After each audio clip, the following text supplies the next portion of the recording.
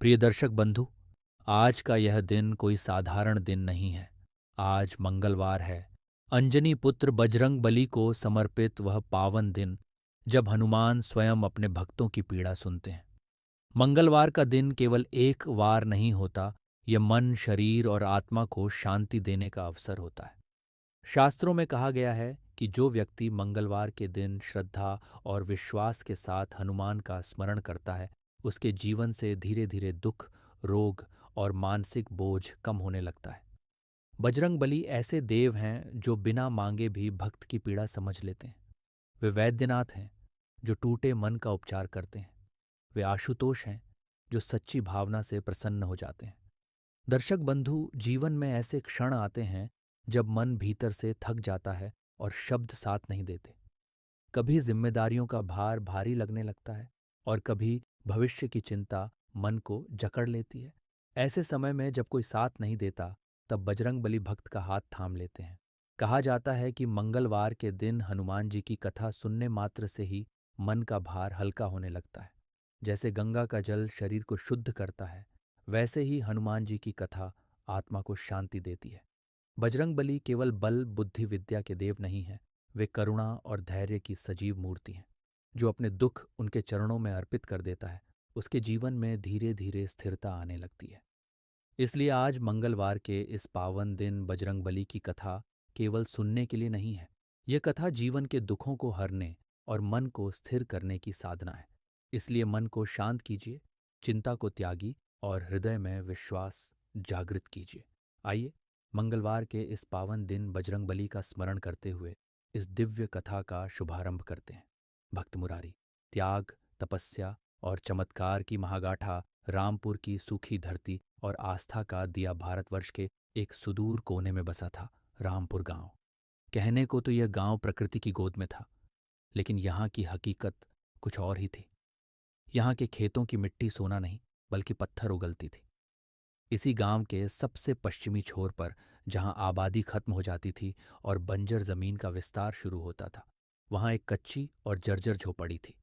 यह निवास स्थान था मुरारी और उसकी धर्मपत्नी विमला का। मुरारी का जीवन संघर्ष का दूसरा नाम था। उसके पास पुरखों की दी हुई 2 बीघा पथरीली जमीन थी, जो इतनी सख्त थी कि फावड़ा मारो तो चिंगारी निकल आए। लेकिन मुरारी के माथे पर कभी शिकन नहीं दिखती थी। वह भगवान बजरंगबली का परम भक्त था। उसका मानना था, राम काज कीन्हे बिना मोहि कहाँ विश्राम। वह अपने काम को ही राम का काज मानता था। मुरारी के परिवार में विमला के अलावा 2 सदस्य और थे। उसके 2 बैल, धौलू और कालू।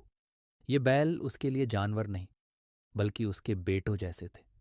मुरारी अक्सर विमला से कहता, विमला, दुनिया हमें निसंतान कहती है, पर देख, भगवान ने हमें धौलू और कालू के रूप में 2 बेटे तो दिए हैं। विमला भी उन मूक पशुओं को अपने हाथों से चारा खिलाती और दुलारती। लेकिन गांव का माहौल इतना सरल नहीं था। मुरारी का पड़ोसी शंकरलाल एक व्यावहारिक और कटुवाणी वाला व्यक्ति था। वह अक्सर मुरारी का मजाक उड़ाता। अरे ओ मुरारी, शंकरलाल अपनी चौपाल से चिल्लाता, दिन भर उन पत्थरों में सिर फोड़ता है और शाम को मंदिर में घंटी बजाता है। तेरे भगवान तुझे खाने को रोटी क्यों नहीं देते? मुरारी मुस्कुराकर जवाब देता, शंकर भाई, भगवान भूख देते हैं तो भोजन का प्रबंध भी वही करते हैं, बस समय आने की देर है। अकाल का कहर और महाजन का जाल, समय का चक्र घूमा और रामपुर पर विपत्ति का पहाड़ टूट पड़ा। जेठ का महीना बीत गया, आषाढ़ भी निकल गया, लेकिन आसमान में बादलों का एक कतरा तक नहीं दिखा। सूरज आग बरसा रहा था। नदी नाले सूख गए और कुओं का जलस्तर पाताल में चला गया। खेतों में दरारें पड़ गईं, इतनी चौड़ी कि उनमें पैर फंस जाएं। मुरारी की फसल, जो अभी अंकुरित ही हुई थी, जलकर खाक हो गई। घर में अनाज का एक दाना नहीं बचा। विमला ने कई दिनों से केवल पानी पीकर गुजारा किया था, ताकि मुरारी को थोड़ी बहुत रोटी मिल सके, जिससे वह खेतों में काम कर सके। जब भूख और लाचारी हद से बढ़ गई, तो मुरारी भारी कदमों से गांव के सबसे अमीर और क्रूर शाहूकार करोड़ीमल की हवेली पहुंचा। करोड़ीमल अपनी गद्दी पर बैठा हुक्का गुड़गुड़ा रहा था और उसका मुनीम गजाधर बही खाते में गरीबों की बदनसीबी का हिसाब लिख रहा था। आइए भगत जी, आज मंदिर का रास्ता भूलकर हवेली कैसे आ गए? करोड़ीमल ने व्यंग्य किया। मुरारी ने हाथ जोड़कर कहा, सेठ जी, विपदा बड़ी है, खाने को अन्न नहीं है और अगली फसल के लिए बीज का प्रबंध भी नहीं है। कुछ उधार चाहिए था। करोड़ीमल की आंखों में एक चमक आ गई। वह जानता था कि मुरारी की जमीन भले ही पथरीली है, लेकिन गांव के मुख्य मार्ग के पास है। उधार तो मिल जाएगा मुरारी, करोड़ीमल ने धूर्तता से कहा, लेकिन मेरी एक शर्त है। अगर आने वाली पूर्णिमा तक तूने ब्याज समेत मूलधन नहीं चुकाया तो तेरे खेत और तेरा घर सब नीलाम हो जाएगा। मुरारी का दिल बैठ गया। उसने ना चाहते हुए भी कागज पर अंगूठा लगा दिया। उसे अपने बजरंगबली पर भरोसा था, लेकिन वह नहीं जानता था कि विधाता ने उसकी परीक्षा का प्रश्न पत्र बहुत कठिन तैयार किया है। अध्याय 3। बैलों को बेचने का कठोर निर्णय कर्ज का पैसा घर चलाने में और खेत सुधारने में खर्च हो गया, लेकिन बारिश की एक बूंद नहीं गिरी। कर्ज चुकाने की तारीख नजदीक आ रही थी। करोड़ीमल के लठैत रोज तगादा करने आने लगे थे। एक रात मुरारी और विमला के बीच एक दर्दनाक खामोशी थी। अंततः मुरारी ने वह बात कही जिसे कहने से उसकी जुबान जल रही थी। विमला, अब कोई रास्ता नहीं बचा है। हमें धौलू और कालू को बेचना होगा। विमला सन्न रह गई। क्या कह रहे हो जी? वे हमारे बेटे हैं। क्या कोई अपने बच्चों को बेचता है? वह फूट फूट कर रोने लगी। मुरारी की आंखों से भी आंसू बह निकले। मैं जानता हूं पगली, लेकिन अगर उन्हें नहीं बेचा तो शाहूकार हमारी जमीन ले लेगा। फिर हम क्या खाएंगे और ये बेजुबान भी भूखे मर जाएंगे। कम से कम किसी और के घर जाकर इन्हें भर पेट चारा तो मिलेगा। निर्णय लिया गया। पास के कस्बे रामनगर में सावन का बड़ा मेला लगने वाला था, जहां पशुओं की मंडी भी सजती थी। रामपुर से रामनगर जाने के लिए बीच में भैरोंगढ़ का जंगल पड़ता था। ये जंगल इतना घना और डरावना था कि दिन में भी सूरज की किरणें जमीन तक नहीं पहुंचती थीं। गांव वाले कहते थे कि इस जंगल में जंगली जानवरों के साथ साथ अदृश्य शक्तियों का भी वास है। सुबह के 4 बजे, जब तारे अभी भी टिमटिमा रहे थे, मुरारी उठा। उसने धौलू और कालू के गले में लिपटकर उन्हें खूब चूमा। विमला ने रोते हुए उनकी आरती उतारी और उन्हें तिलक लगाया। जाओ मेरे बच्चों, हमें माफ कर देना, विमला सिसकते हुए बोली। मुरारी बैलों की रस्सी पकड़कर जंगल के रास्ते चल पड़ा। जंगल में सन्नाटा पसरा था। केवल झींगुरों की आवाज और सूखी पत्तियों के चरमराने की ध्वनि आ रही थी। बड़े बड़े बरगद के पेड़ ऐसे लग रहे थे मानो दैत्य खड़े हों। रास्ते में कई बार कालू रुका और उसने पीछे मुड़कर मुरारी को देखा। उसकी बड़ी बड़ी काली आंखों में एक मूक प्रश्न था। मालिक, हम आपको छोड़कर कहाँ जा रहे हैं? मुरारी का कलेजा मुंह को आ जाता, लेकिन वह अपनी गीली आंखें पोंछकर आगे बढ़ता रहा। जंगल की भयावहता भी उसके दिल के तूफान के आगे फीकी थी। दोपहर होते होते मुरारी जंगल पार करके रामनगर के मेले में पहुंचा। मेला अपनी पूरी रौनक पर था। दूर दूर से लोग आए थे। हर तरफ कोलाहल था। कहीं नट का तमाशा चल रहा था तो कहीं मदारी का खेल। बच्चे रंग बिरंगे गुब्बारे और फिरकियां लिए दौड़ रहे थे। जलेबी और पकौड़ों की खुशबू हवा में तैर रही थी। लेकिन मुरारी के लिए यह मेला किसी श्मशान से कम नहीं था। उसे चारों तरफ की खुशी चुभ रही थी। वह सीधे पशु मंडी की ओर गया। वहां दलालों की भीड़ थी। एक क्रूर दिखने वाला व्यापारी, जिसकी मूंछें तनी हुई थीं, मुरारी के पास आया। उसने धौलू के दांत देखे और पीठ ठपठपाई। कमजोर हैं, पसलियां दिख रही हैं, व्यापारी ने नफरत से कहा। नहीं मालिक, बस अकाल की मार है। वैसे बहुत जान है इनमें, मुरारी ने गिड़गिड़ाते हुए कहा। बहुत मोल भाव के बाद सौदा तय हुआ। वह कीमत जो तय हुई वह बैलों की असली कीमत की आधी भी नहीं थी, लेकिन मुरारी के पास कोई विकल्प नहीं था। जब व्यापारी का नौकर बैलों की रस्सी पकड़कर ले जाने लगा तो धौलू और कालू अड़ गए। उन्होंने रंभाना शुरू कर दिया। वे मुरारी की तरफ खींचने लगे। मुरारी ने उनके माथे पर हाथ फेरा और कान में फुसफुसाया। जाओ बेटों, शायद अगले जन्म में मैं तुम्हें सुख दे सकूं। इस जन्म में तुम्हारा यह बाप हार गया। जब बैल नजरों से ओझल हुए तो मुरारी वहीं धूल में बैठ गया। उसके हाथ में अब केवल चंद रुपए थे, जो उसकी आत्मा बेचने की कीमत थी। वापसी में रात हो गई थी। मुरारी का मन और शरीर दोनों टूट चुके थे। वह वापस उसी भैरोंगढ़ के जंगल से गुजर रहा था। अब उसे न तो अंधेरे का डर था, न ही जंगली जानवरों का। जिसके पास खोने को कुछ न बचा हो, उसे डर कैसा? जंगल के बीचों बीच एक पुराने पीपल के पेड़ के नीचे उसे आग जलती दिखाई दी। मुरारी ने देखा कि एक जटाधारी साधु वहां धूनी रमाए बैठे हैं। उनका नाम सिद्धानंद बाबा था, जिनके बारे में उसने केवल कहानियों में सुना था। मुरारी चुपचाप वहां से निकलने लगा, लेकिन एक भारी आवाज ने उसे रोक लिया। रुक जा मुरारी, बहुत भारी मन लेकर जा रहा है। मुरारी चौंक गया। बाबा, आप मेरा नाम जानते हैं? साधु हंसे। मैं यह भी जानता हूं कि तू अपने कलेजे के टुकड़ों को बेचकर आया है, और यह भी जानता हूं कि तेरी जेब में जो धन है वह उस राक्षस करोड़ीमल के मुंह में जाने वाला है। मुरारी साधु के चरणों में गिर पड़ा और फूट फूट कर रोने लगा। बाबा, मैं क्या करूं? मेरा सब कुछ लुट गया। मेरी भक्ति, मेरा विश्वास, सब डगमगा रहा है।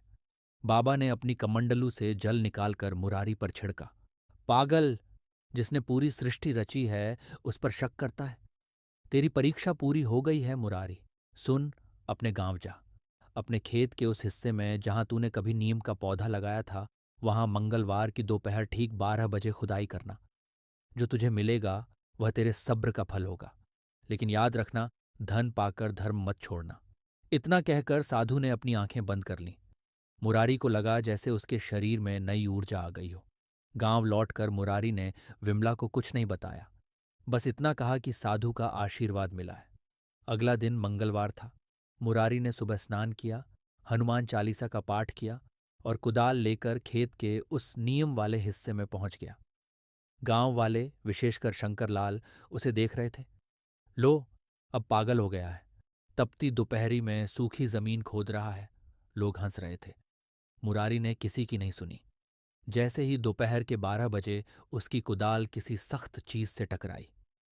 खन्न की आवाज आई। मुरारी ने तेजी से मिट्टी हटाई। नीचे एक पुराना ताम्र कलश गड़ा हुआ था। जब उसने उसे बाहर निकाला और उसका ढक्कन हटाया, तो सूर्य की किरणें उसमें रखे सोने के सिक्कों और रत्नों से टकराकर चमक उठीं। वह कलश बेशकीमती खजाने से भरा था। मुरारी की चीख निकल गई। जय बजरंग बली! विमला दौड़ती हुई आई। नजारा देखकर वह बेहोश होते होते बची। ये खजाना इतना था कि पूरा रामपुर गांव खरीदा जा सकता था। अध्याय 8। बैलों की वापसी और करोड़ीमल का अहंकार। भंग मुरारी ने खजाने को कपड़े में लपेटा और सबसे पहले उसी व्यापारी के पास रामनगर भागा। उसने व्यापारी के मुंह पर दोगुनी रकम फेंकी। मेरे धौलू और कालू मुझे वापस दे दो। मुरारी शेर की तरह दहाड़ा। अपने बैलों को वापस पाकर मुरारी ने उन्हें गले लगाया। जानवर भी अपने मालिक को पहचानकर उसकी चाटने लगे। ये दृश्य देखकर मंडी के लोगों की आंखें नम हो गईं।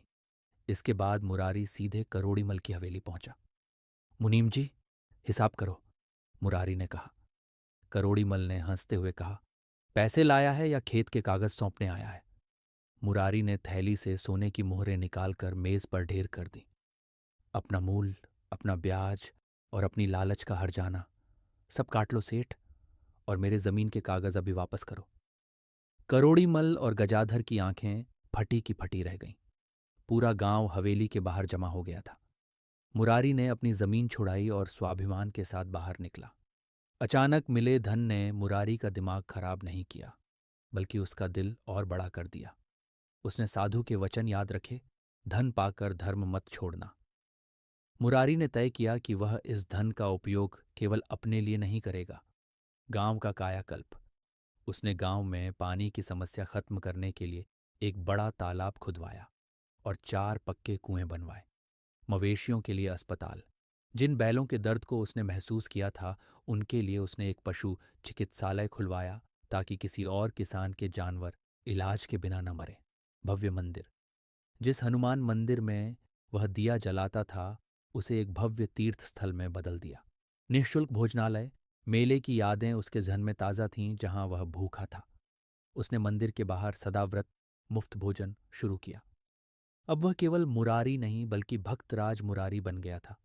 जो शंकरलाल उसका मजाक उड़ाता था, अब वह उसका सबसे बड़ा सेवक बन गया था। सब कुछ ठीक था, लेकिन विमला का आंचल अब भी खाली था। महल जैसा घर बन गया था, पर उसमें बच्चों की किलकारियां नहीं थीं।